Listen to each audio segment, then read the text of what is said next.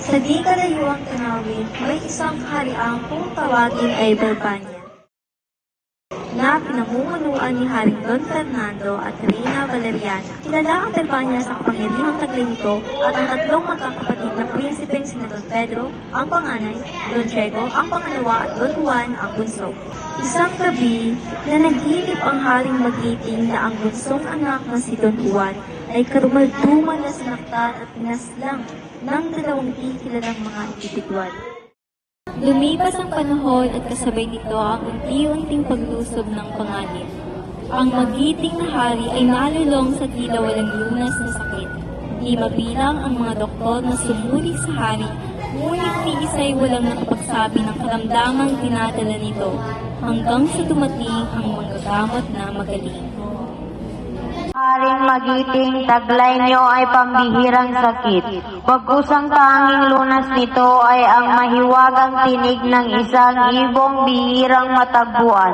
Ngunit lugar nito ay kabundukang Tabor kung saan ang punong Piedras Platas na dinadapuan ng ibong nagngangalang Ibong Adarna. Nang ito'y malaman ng haring lubos ang sakit, ay dali-daling nagbigay utos sa panganay nitong anak na si Don Pedro upang humayo at iuwi ang Ibong Adarna. Malugod namang tumulima si Prinsipe Don Pedro, sakay ng kabayo at bitbit ang tulong mula sa amang hari. Di nagtagal sa kasamaang palad ay bumuntong hininga na ang kabayong sinasakyan ni Don Pedro, ngunit kalaunay narat ni rin ang kabundukang Tabor at natuklas ang nakamamanghang puno ng Piedras Platas. Dahil sa pagod nito ay nakaidlip ng mahimbing si Prinsipe Don Pedro sa ilalim ng puno. Sa kalagitnaan ng tulog nito ay ang pagdapo ng Ibong Adarna sa sanga ng punong kung saan si Don Pedro ay mahimbing na natutulog sa ilalim. Ang Ibong Adarna ay nagsimulang umawit gamit ang nakamamanghang. Natapos ang Ibong Adarna sa pag-awit at nagbawas ng dumi. Ang mahimbing na natutulog ni si Don Pedro ay natapakan nito at naging buhay na bato. Nang hindi makabalik si Don Pedro ay sunod na inatasan ng hari ang pangalawang anak ni si Don Diego upang hanapin ang Ibong Adarna. Ang prinsipe di sumuway at dali-daling na maalam. Gaya ni Don Pedro ay narating rin ni Don Diego ang puno ng Piedras Platas. Labis ang pagkamangha nito, ngunit katulad ni Don Pedro ay namahinga rin sa ilalim ng puno katabi ang kapatid na naging bato. Makalipas ang ilang oras, dumapo ang Ibong Adarna sa sanga at nagsimulang umawit ng pagkaganda. Si Don Diego ay hindi nakapagpigil at nahulog sa mahimbing na idlip. Matapos umawit ang Adarna ay nagbawas at ito'y pumatak sa tulog ni si Don Diego. Nasanhi ng pagiging batong buhay nito tulad ng nakatarandang kapatid. Nainip sa paghihintay ang haring di makalagay, sabay ang paglubha ng karamdaman. Ang bunsong si Don Juan ay humiling sa amang hari na ito'y pahintulutan, bumiyahe sa kinaroroonan ng mga kapatid at Adarna. Masakit man sa kalooban ng hari, at hindi tiyak ang pagtas ng anak ay pumayag na rin sa wakas. Si Don Juan naman na di tulad ng mga kapatid ay bumiyahe ng walang dala, bagkos 3 pirasong tinapay. Nakasalamuhan niya ang isang matandang kitong inoleproso at di hamak na tutong.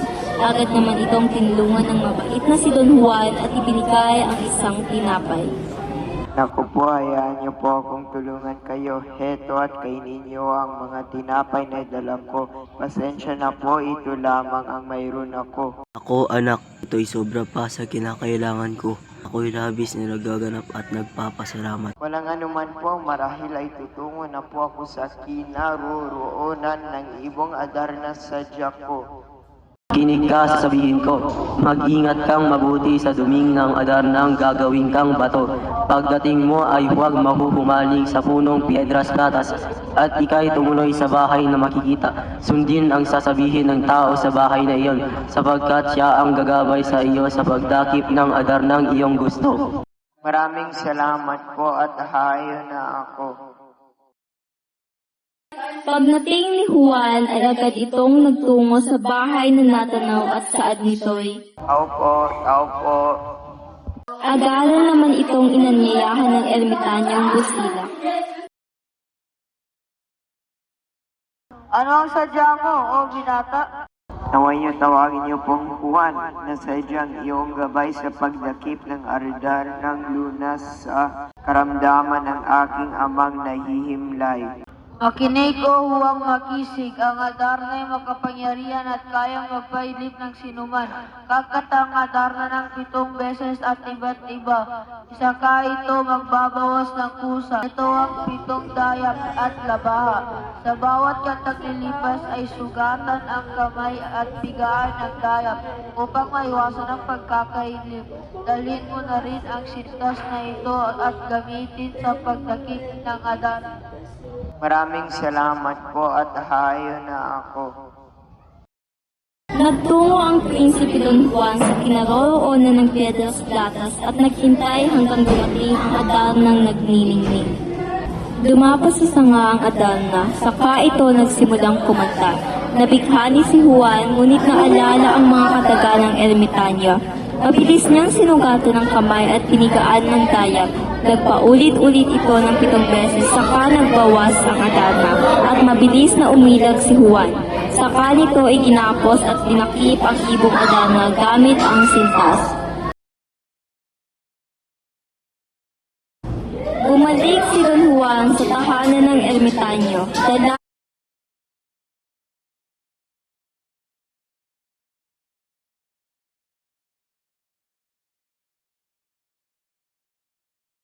ang adal ng sinunggaban. Natuwa ang ermitanyo sa tagumpay ni Juan at nagutos. Juan, kunin mo ang banga at punuin ng tubig. Saka dahan-dahan ibuhos sa 2 bato sa ilalim ng Piedras Platas at makikita mong muli ang 2 mong kadugo.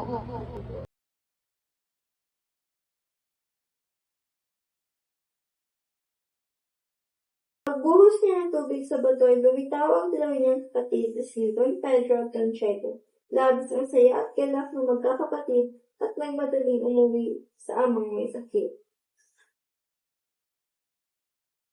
Sa daan ay di mawali ni Don Diego ang tagumpay na tatlong sa kapatid. Kaya't nagpahuli ito at ginulungan ang kapatid na si Don Diego ng plano sa sasakyan. Diego, paslangin natin si Juan nagmamagaling. Atin ang adar ng iyon simula pa nung una. Ika'y tunay ngang magaling. Sinaktan, tinapak-tapakan, suntok, sipa sa katawan. Di madaig ang dahas na kanyang natamo sa mga tusong kapatid. Dala ang ibong Adarna sa hawlay, nagsipagtakbuhan ang 2 kapatid ni Juan pauwi sa Balbanyang kaharian. Iniwan siyang lumpo at sugatan. Narating ng 2 magkapatid ang Balbanya at ipinakita ang Adarna sa ama. Ama! Dala namin ang Adarna! Ito ba ang ibong Adarna? Napakala sa pagkagandang paglalarawan ng ermitanyo. Ang iba'y maputla, tila walang buhay na ihinarap sa hari, samantala ang kawawang si Juan nagdarasal na lamang sa Birheng Maria, nagbabaka sakaling maisalba, habang padapang gumagapang na lamang sa lupa at pagkalaunay nawalan ng malay.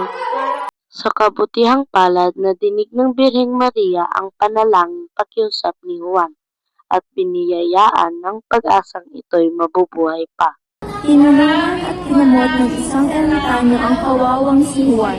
Lumipas ang oras at nanumbalik ang malay at lakas nito at kinausap ang matandang tumulong dito. Salamat sa Diyos at ikay muling nagising ngayon maghanda na sa iyong biyaheng paparating. Maraming salamat o butihing nilalang at sa Diyos rin na aking sinasamba, paalam o kaibigan. Mabilis na nakabalik sa Balbanya si Juan at mga ngiti na numbalik sa pisngi ng karamihan. Kulay at siglay na numbalik rin sa adar ng ngayoy lubos ang galak. Ngunit kaba, galit at gulat ay namuo sa mga puso ng hamak ng mga kapatid. Doon din ay nagbitaw ng napakagandang tinig at nagsimulang umawit at sa gabi nakabantay ang 3 magkakapatid ng tig-3 oras sa Adarna. Ang 2 ahas ay muling nakahanap ng paraang ipahamak si Don Juan. Inalaya nila ang Adarna sa pagtulog ng kapatid. Sa umaga na may agad na umalis si Juan. Hinahanap siya ng hari ngunit ito'y tila naglaho. Humayo naman ang Pedro at Diego upang hanapin si Juan at matiyak ang kanyang kaparusahan. Natagpuan nila si Juan sa Armeniang kabundukan. Kanilang kinausap si Juan at pinumpinsing gusto nilang magsama at iwan ang Berbanya. Juan, kapatid, kalimutan na natin ang nakaraan. Gusto lamang namin ay tayong tatlo'y muling magsama, iwan ang Berbanya at lumigaya. Sumama ka sa balong aming natuklasan at maaaring ikay bumaba rito upang tumuklas. Sumunod si Juan at bumaba sa balot. Kanya namang nakita si Prinsesa Juana. Giting na Ginoo, paano magkitang may tatago? Ang higanteng bumihag sa akin ay labis na mapanakit. Dali-dali rin dumating ang higanteng galit na galit sa pagkakaamoy ng tao.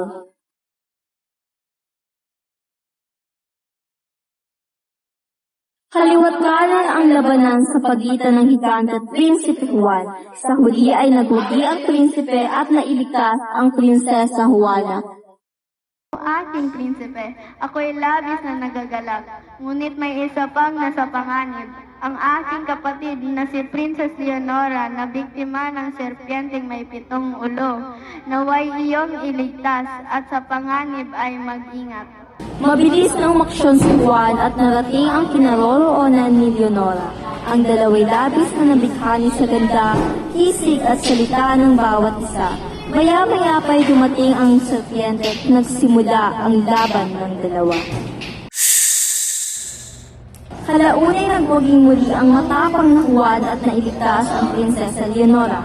Ngunit nang papaalis na sila Don Pedro, Diego, Juan, Leonora at Juana ay naalala ng prinsesa ang naiwang diamanteng singsing sa lamesa na pamana ng ina.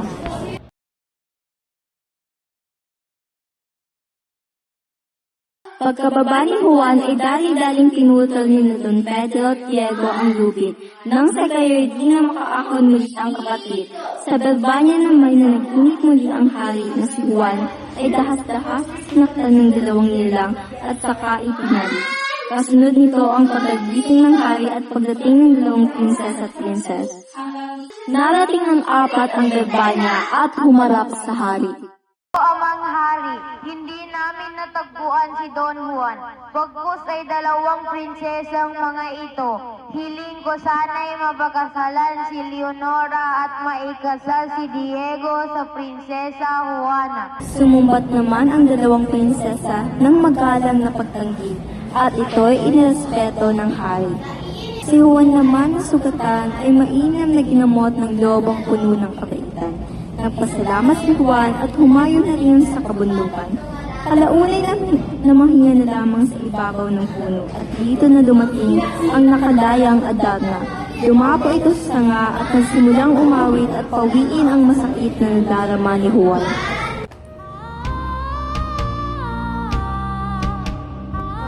Nagbigay ng panuto ang Adarna kay Juan sa pagtungo sa Reino de los Cristales. Nagising si Juan at nagbadali sa Reino de los Cristales, sadya ang Doña Maria Blanca. Sa pagtungo ng Prinsipe Juan sa Reino de los Cristales ay ang pagluluksa ng Leonora sa Berbanya.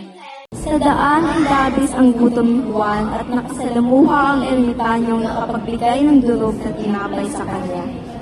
Ginoo, marahil sana'y ako'y inyong sagipin sa gutom na maaring pumatay sa akin kahit na anumang pagkain lamang ko ang aking hinihingin. Narito ang durog ng mga tinapay, at makinig ka o pinata. Rooy may ermitanyong sasalubong sa iyo, at ipakita mo ang kapirasong barong ito. Ito'y tinanggap ni Juan at saka nagpatuloy sa paglalakad. 5 buwang lakad, 7 bundok ang tinahak, sabay ang paghihirap.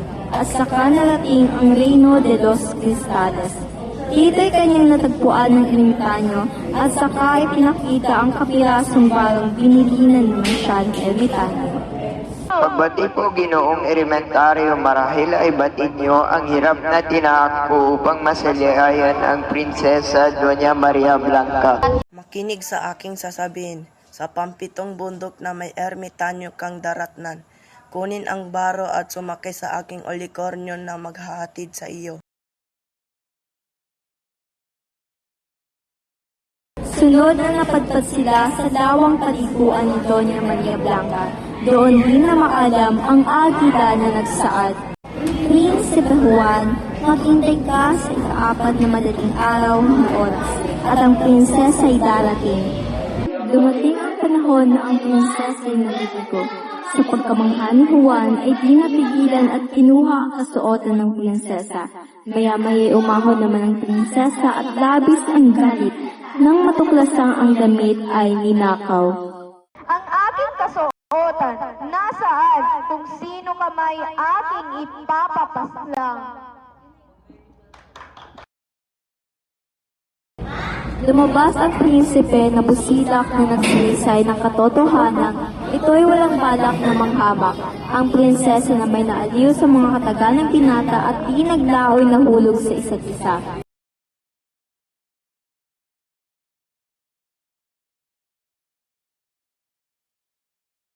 Bago pa may binalaan ng prinsesa si Juan ukol sa striktong ama, ngunit ang matalinong si Juan ay pumaligsa sa hamon ng ama ng prinsesa. Si Juan lakas loob na hinarap ang lahat ng hamon ng hari. Sa tulong ni Prinsesa Blanca, una ay inutusan ng hari si Juan upang mapatag at ikalat ang trikong ibibigay ng hari, at sa gabi ay patubuin, anihin, sa gawing tinapay, at sa umaga ay ihain. Sa tulong ni Doña Maria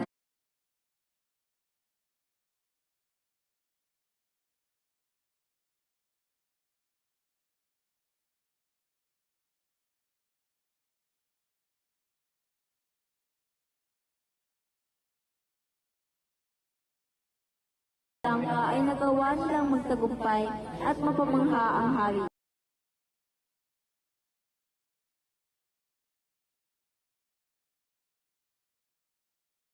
Nilalaman ng aking prasko at nararapat na iyong maibalik sa prasko at ihait sa aking tabi bukas ng umaga. Mabilis na isinagawa ni Juan. Maganda sa aking kautusan, Don Juan, naway iyong mayusod ang bundok na iyon sa tapat ng aking bintana bago sumikat ang araw kinabukasan. Nang ito'y malaman ni Juan, ay mabilis nang ipinaalam kay Blanca, at sa gabing iyon ay nangyari ang mahika. At muli silang nagtagumpay sa utos ng hari. Sa pagkamangha ng hari ay napuri si Juan at itinahayag ang utos na may tapon ang bundok sa sentro ng mapanganib na isla ng kahariang gawa ni Juan. Mabilis na tumalima si Juan at itinahayag ang pagsubok kay Doña Maria Blanca. At nang kanyang malaman Doña Maria Blanca ang sa unang pagkakataon, kanilang inulit at napatalsik naman ang daliri ni Blanca. Sa kaharian naman ay nahanap ng hari ang kanyang singsing. Kinaumagahay, inilahad ng hari ang kanyang utos upang sanayin ni Juan ang kanyang alagang kabayo, nang sa gayoy maging maamo. Sinabi ito ni Juan kay Blanca at siya naman ay pinayuhan ito mag-ingat dahil ang kabayo ay kanyang haring ama. At kapag ito ay magmatigas, taluin lamang sa ulo. Natapos ang pagsubok at dinala ng hari si Juan sa silid kung saan 3 daliri lamang ang ipinapakita at humaharang ang 3 pintuan. Mabilis na nagtuklas ni Don Juan si Doña Maria Blanca at ang hari ay di makapaniwala. Mabilis na naghanda si Juan at Blanca upang lisanin ang kaharian dahil sa masamang haka ni Blanca. Mabilis nilang nilisan ang palasyo, ngunit sila pa rin ay nasundan ni Haring Salerno. Si Blanca na napaisip ay ginamit ang sariling mahika upang makatakas sa haring ama. Higit na mabagsik man ang mga pagsubok ng ama ni Blanca, ngunit nagawa pa rin lampasan ng dalawa, at inariin ang sumpa ng ama ni Blanca at trahedyang naganap sa Galbania, kung saan muntikang naikasal sa iba ang minamahal na Juan ng isinumpang si Blanca. Ngunit sa huli ay sila pa rin ang naglugi, bumalik sa Reino de los Cristales at namunong sabay ng payapa at masagana.